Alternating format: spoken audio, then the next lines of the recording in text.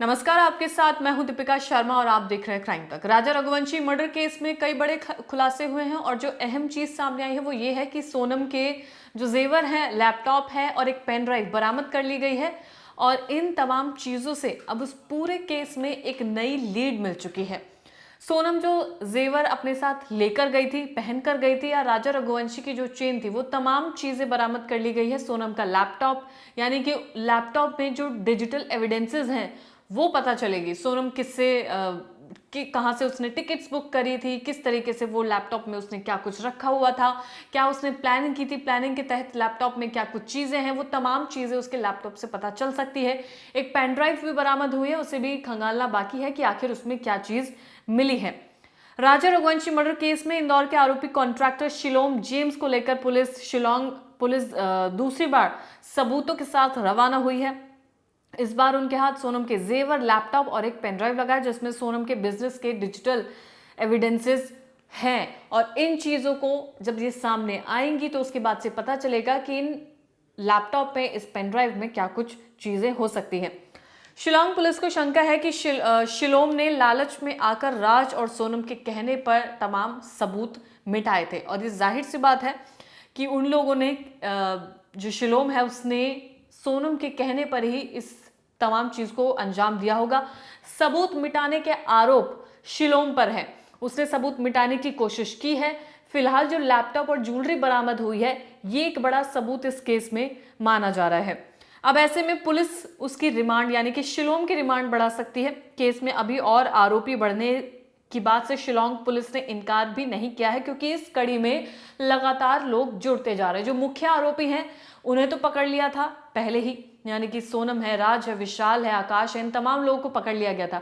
अब इन लोगों के जो मददगार हैं, यानी कि जिन लोगों ने कत्ल किया है, वो तो मुख्य आरोपी हैं। जिन्होंने मास्टरमाइंड है, साजिश रची है, वो मुख्य आरोपी हैं। इनके जो मददगार हैं, चाहे वो फ्लैट दिलाना हो, फ्लैट में रहना हो, किराए पर फ्लैट देना हो, सबूत मिटाना हो, कैश एक जगह से दूसरी जगह भिजवाना हो, इन तमाम मददगारों को अब पुलिस दबोच रही है। जिसमें शिलोम तो पुलिस के हत्थे चढ़ ही गया था। अब उसके बताने पर, उसकी निशानदेही पर तमाम चीजें सबूत बरामद किए जा रहे हैं। शिलोम और लोकेंद्र के नाम भी उन्हीं मददगारों में शामिल है। पहले शिलोम की निशानदेही पर लोकेंद्र आरोपी बना था। सामने आने के बाद शिलोम ने पिस्टल और रुपए की जानकारी दी थी, यानी कि वो पिस्टल जो सोनम के प्लान का एक हिस्सा था कि अगर मौका मिला तो राजा रघुवंशी पर गोली चलाकर उसकी हत्या कर दी जाएगी। शिलोंग में जब शिलोम की रिमांड लेकर पूछताछ हुई तो जेवर, लैपटॉप और पेनड्राइव के रतलाम में होने की बात सामने आई थी, जहां से इन्हें रिकवर किया गया है। पुलिस के लिए हत्याकांड के आरोपियों को सजा दिलाने के लिए दूसरा आधार बने हैं। इन सभी को लेकर दूसरी बार इंदौर से पुलिस रवाना हो गई है। सोनम ने सबसे पहले हवाला के जरिए 50,000 का भुगतान राज को कराया था। इसमें पीथमपुरा के एक व्यापारी का नाम भी सामने आया था।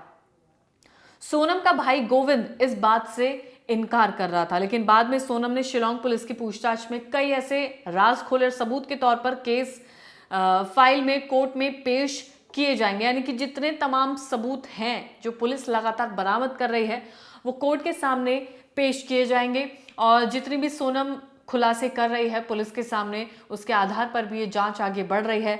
मददगार जो निशानदेही बता रहे हैं, उसके हिसाब से भी तमाम ये चीजें आगे बढ़ रही हैं।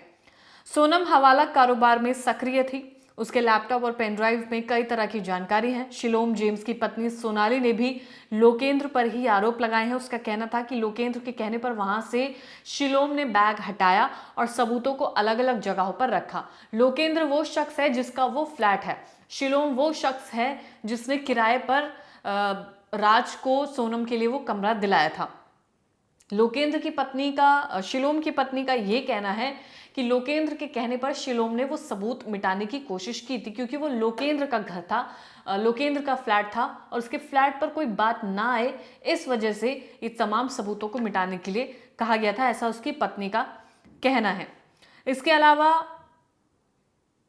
जो बिल्डिंग है उसने लोकेंद्र ने किराए पर दी थी। शिलोम ने फ्लैट में क्या किया इसकी जानकारी नहीं है।